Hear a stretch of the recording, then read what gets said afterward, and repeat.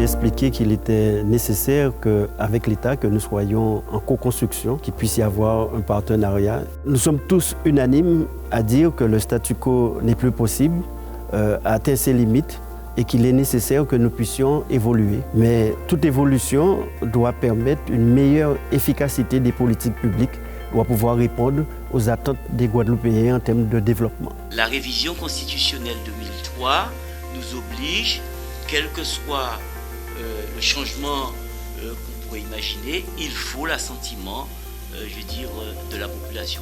Quel regard que vous avez dessus? Il va falloir mieux expliquer, lorsqu'on parle d'autonomie alimentaire, d'autonomie énergétique, quelle est la vision du développement sur l'agriculture, sur le développement du tourisme. Donc cette nécessité d'être pragmatique et non pas mettre en avant l'évolution institutionnelle, article 73, article 74, et qui pourrait donner cette impression de rupture ou de décalage par rapport à leur attente.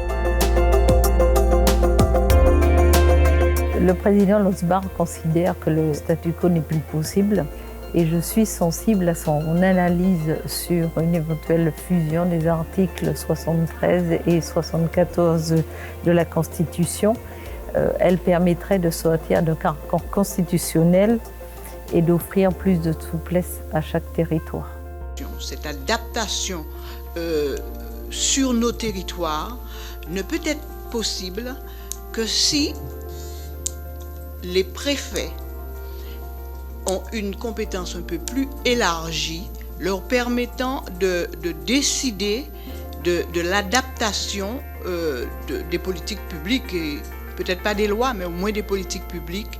Quand je parle de domiciliation du pouvoir local, ce qui voudrait dire qu'il y a certaines compétences propres que nous exerçons, mais d'autres compétences partagées, mais en parfait lien avec la représentation de l'État qui est le préfet.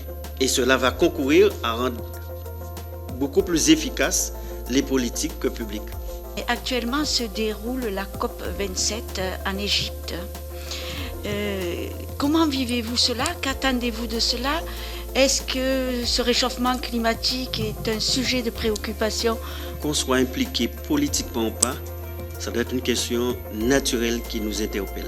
Lors de la tempête Fiona, en une nuit, les dégâts que cela a pu causer. Donc ce qui nous oblige, dans les différentes politiques publiques, d'en tenir compte.